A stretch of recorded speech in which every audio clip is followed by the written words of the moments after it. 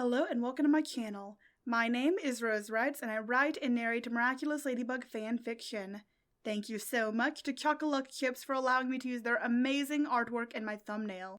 If you haven't yet, don't forget to check them out. Their link will be below in the description box. So this one is another Adrienette April Songfic. So the title of this chapter is First Date, and if you know me, you know that I love musicals, and there's a musical called First Date.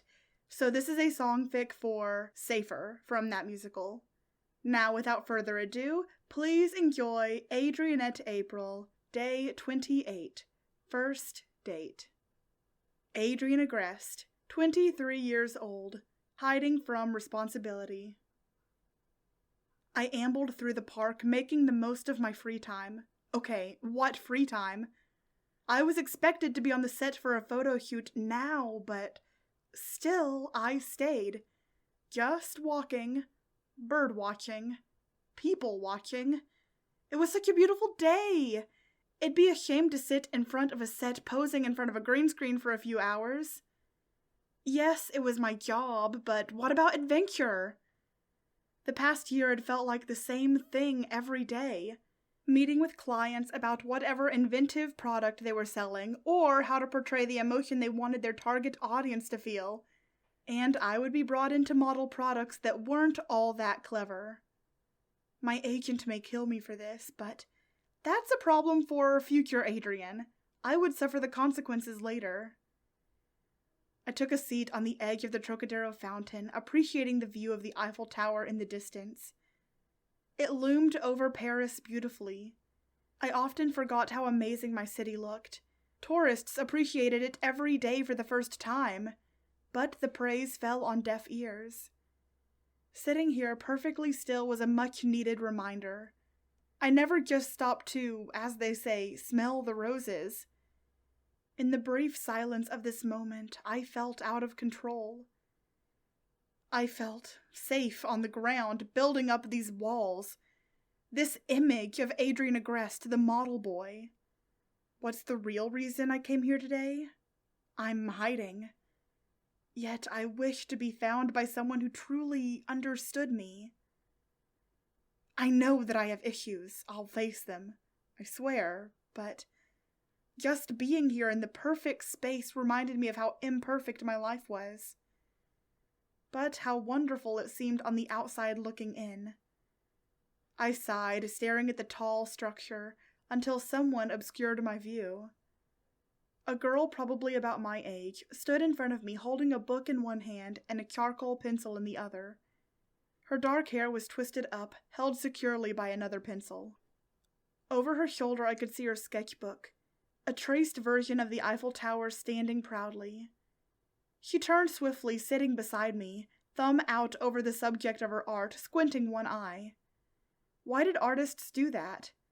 I had recently gotten into design, but this practice felt foreign to me.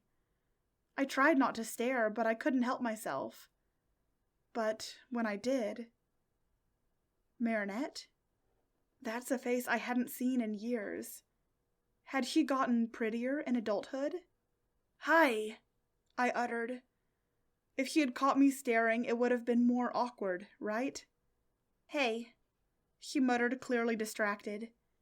Maybe Marinette didn't recognize me, but I didn't think I had changed that much. Her eyes were fixed, sketching over the lines of the Eiffel Tower, now taking shape, appearing more full. Throwing caution to the wind, I spoke up a bit. "Do you recognize me?" Why did my mouth feel dry? And why was it harder to swallow? And why was my heart beating like a drum while holding the stationary position? The answer revealed itself when she looked at me for the first time in 5 years. Her eyes widened before crinkling in a smile. "Adrien." My heart glowed at the simple way she said my name.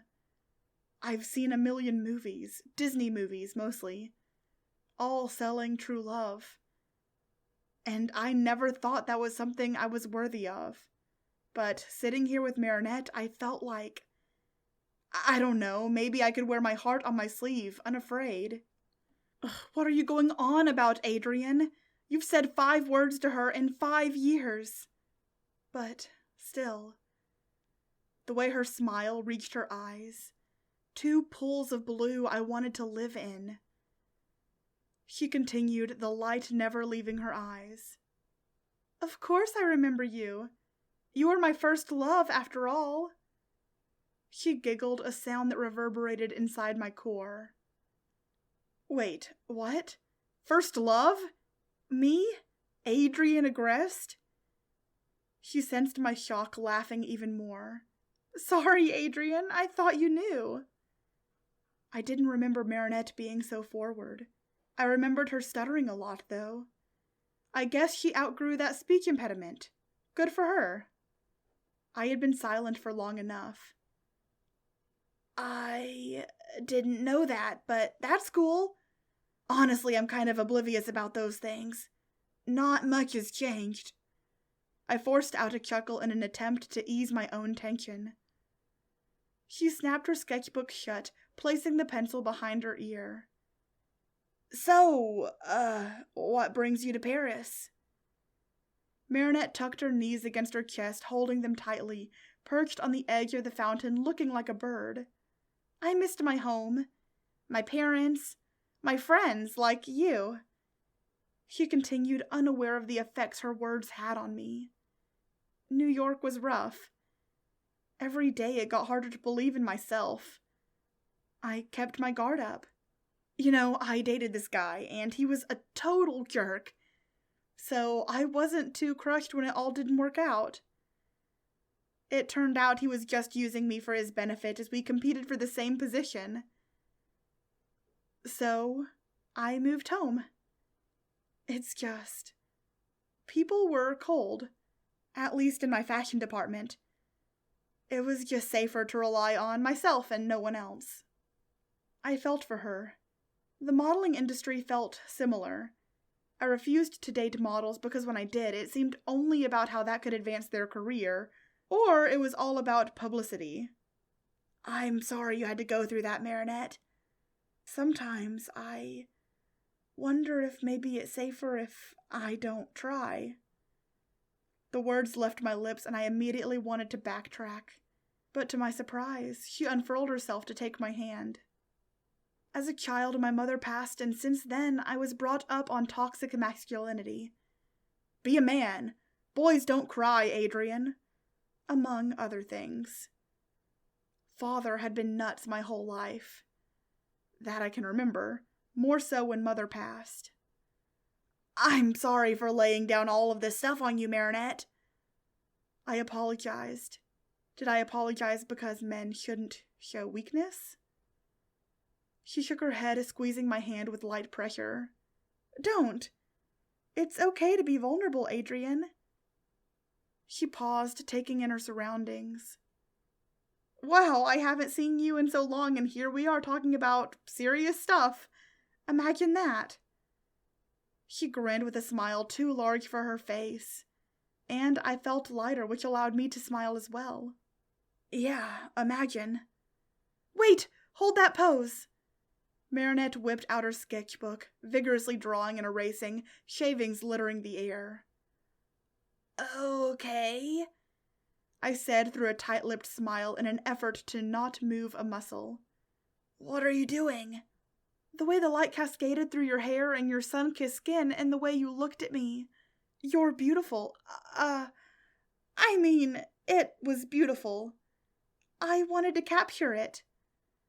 Her face turned a bright red as she scribbled away, eyes occasionally drifting up to me.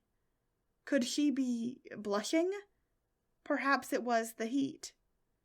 For these brief minutes, I got to enjoy Marinette's presence as the talented artist put me onto paper. When I look at gifted people like Marinette, people who've worked it all out, I wonder why I'm still a bundle of doubt.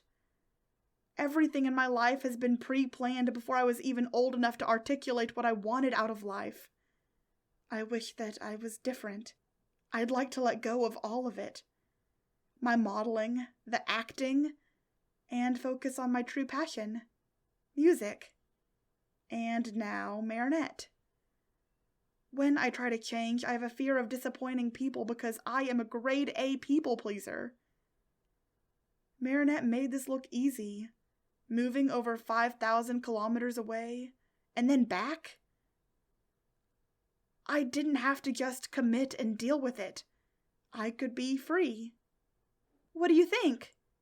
Marinette chimed, breaking me from my thoughts. A charcoal reflection of myself stared back at me. It's beautiful. You're insanely talented, Marinette. Really? You think so? I nodded. Thank you, she said, admiring her handiwork. A moment of silence passed before Marinette shoved her book into her baby pink messenger bag. She stood facing me. I actually better. I stood before she could finish her sentence. I knew how this would end.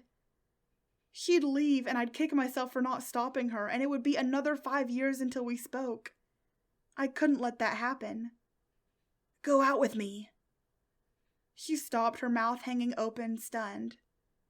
I mean, I know this great sushi place and I'd love to take you there, as a date. What do you say? I couldn't stop my cheeks from flushing with color. Hers did the same. I would love to, she said hesitantly. Yeah, sushi sounds great. Our first date! She squealed. Our first date? Wow, I had a date with Marinette. A first date, actually. I fixed my hair, brushing it out with my fingers, quickly sweeping it back into its original position. You look great, she said with a laugh. Come on. Marinette grabbed my hand, pulling me in the opposite direction of the sushi restaurant. Do you even know where you're going? This is a new place, I said, still walking with her, enjoying the feel of her hand in mine. She stopped and stared at her somewhat familiar surroundings. A lot had happened in the 5 years she had been gone.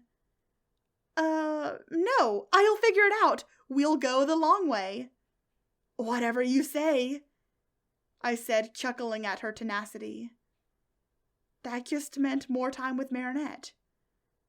As much time in the world wouldn't be enough, but a date sounded like a great place to start. Thank you so much for listening. If you enjoyed this, don't forget to like and subscribe for more things like this. I have a lot of things planned and you don't want to miss them. If you made it to the end, why not leave a comment? How about sushi date? And as always, stay miraculous!